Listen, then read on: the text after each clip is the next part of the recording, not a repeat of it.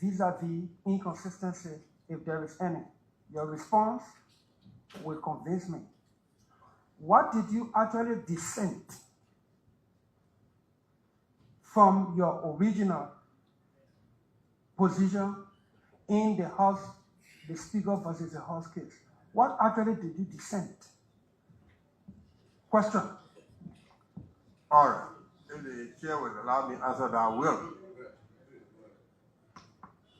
I have said, beside law, ordinary English, when you declare something, you put period. You don't put exclamation mark. The law says that one can only revert to the Supreme Court when the Supreme Court gets opinion. If the Supreme Court gets Monday, and that Monday was not enforced or it being enforced irregularly, that's the only way you can come to the Supreme Court. The issue that was before all was in Reed. In Reed is a declaratory judgment. We declared a right for two side.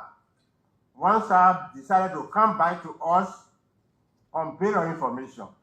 That was an improper way of coming back to us. Assuming that that right we declared was violated, that party has the opportunity to go to the court below. Court below will take evidence who violated it, when it was violated, how it was violated. Then the appeal will come to us. Mr. Nominee, yeah. The matter in question, did it go before the lower court? No. Then how was the party expected to go before the lower court? The right have been declared. If you read my dissent, I'll give you an example. In 2020, there was a Lebanese fellow from Liberia who went to the airport and took $12 million. He came here to do business with. He may use the money.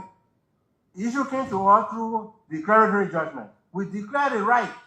We gave order that the money should be paid back. We were brought back to attention by the law that declaratory judgment does not give order. Therefore, you cannot.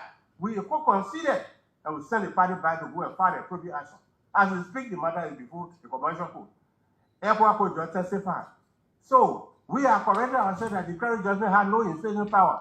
How then can we now, in less than 3 years, come back and give declaratory judgment as enforcement power? That was what I'm talking about. So, it's not the merit of whoever that coming to us, the merit of it. The question is you cannot come to this court on bail of information when we did not give mandate to the court below. And there was no mandate. There was no contradiction. And I'm saying that if they build a house and somebody let it go and coming through the window, that's what we're talking about. So what did you declare ultra-virus when you agree with the majority opinion on December 6th? I'm sorry, saying that I don't understand me. We said, Kofa and his group, you are a minority group, you are the senator, you are the speaker, you are recognized, but you cannot proceed without a quorum. This one in the group, we know you are a majority, but you cannot do anything without a speaker. Both rights were declared. Assuming that Kofa believed that that right was declared was being violated, you were not to come back to on bail information because the law says you cannot come back on bail because we did not send any money below. In fact, you did not declare anything on December 6th. You only explained. We declare on December 6th that you are the speaker, but you cannot proceed because you don't have a quorum and you didn't give up any rule and there is no law as to how we can get quorum to come to. We declare that. So in your view, 4 members of the bench flipped. Oh, yes. Okay. That's the decision I sent back up to today. Okay. Let's proceed, sir.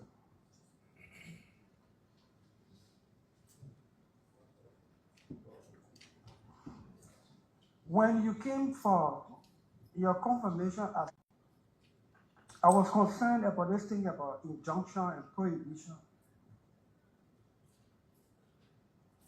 It was my view then, still is, that the court may be a contributing factor to some of the disputes in the country because the way it handles injunction and sometimes prohibition. For instance, it takes the Supreme Court almost forever to hand down rulings in some matter that is before it for prohibition. The government's agenda is to fight corruption. And if, for instance, one matter goes before the Supreme Court on prohibition in the fight against corruption, the Supreme Court takes about 9 months to hear such a writ, which they could hear and then allow the lower court to proceed. A case in reference, the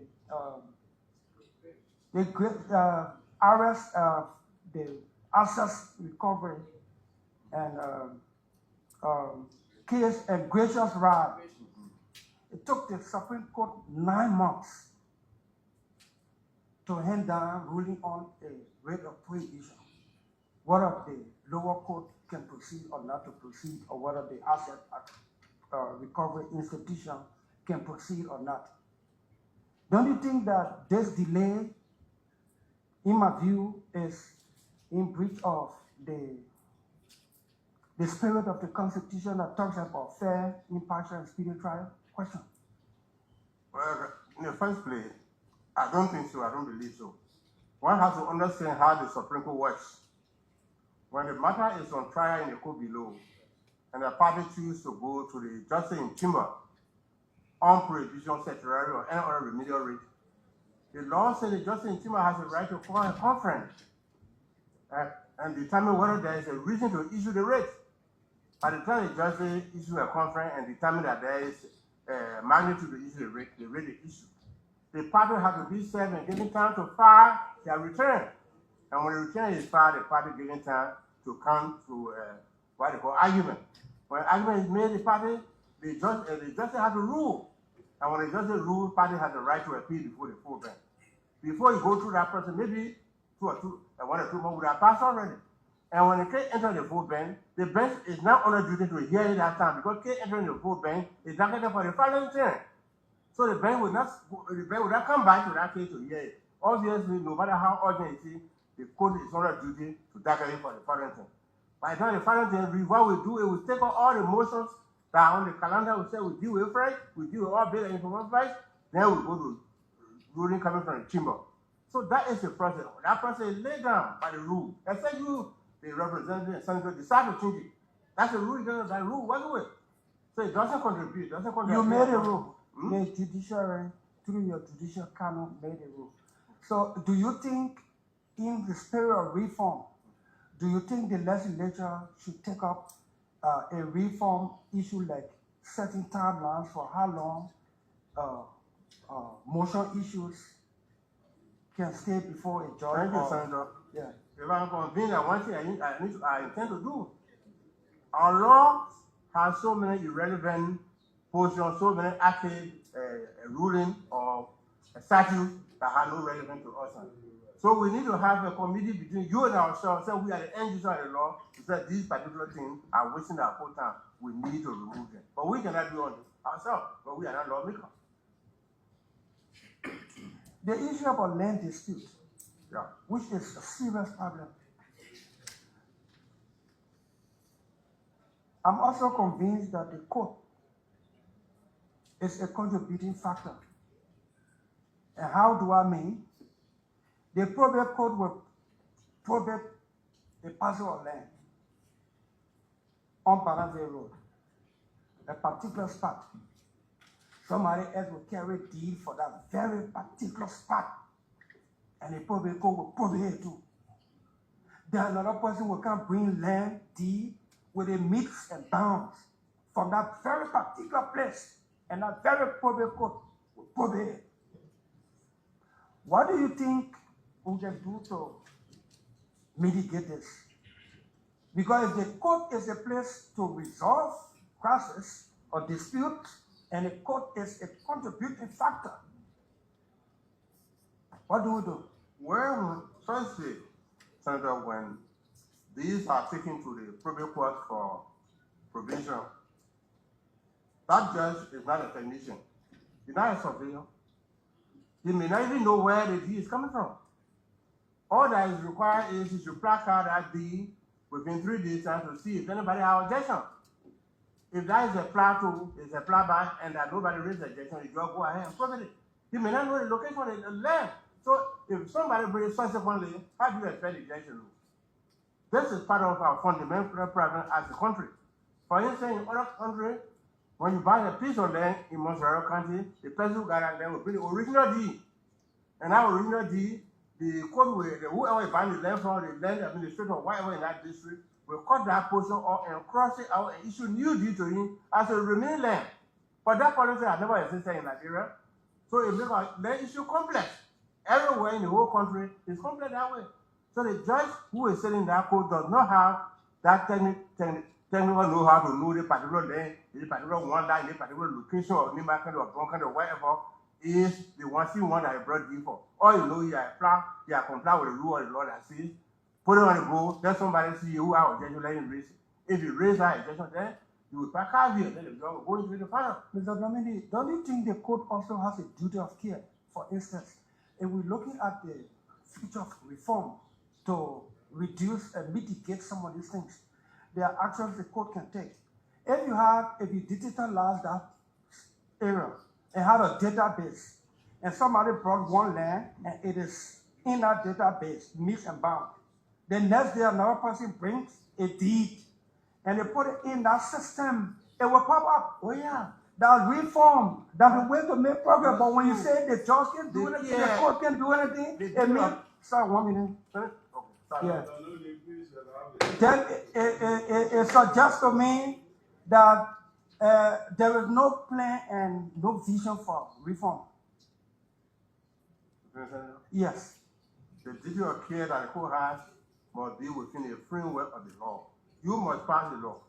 The law that you have passed so far that control the public could say when the deed is brought to you, placate it, and make sure that there is no objection. Now the question of digitalizing, you need to provide the money. We have just started the process. If you follow our strategic plan, no, so like I want to say that, I mean, you want us to fund the digitalization, or you want us to make new law to take the digitalization? Because from your response is that we must pass law. I'm saying that we form action there. It doesn't require law. No, I'm not saying require law. You say we should pass a law to do that. I think what we want is whatever we are doing now, it must be within the framework of the law. Your first question to me is whether we have a duty. I said we have a duty, but that duty must fall within the framework of the law. We should not do anything that is not within the law. What the law is now, that what we are doing. But as a question of this, I agree with you. But it requires funds. That's the reason why our strategic 5-year planning fund can digitalization. But we need the money to be able to do it. Mr. Chairman, I yield for now with the opportunity to return.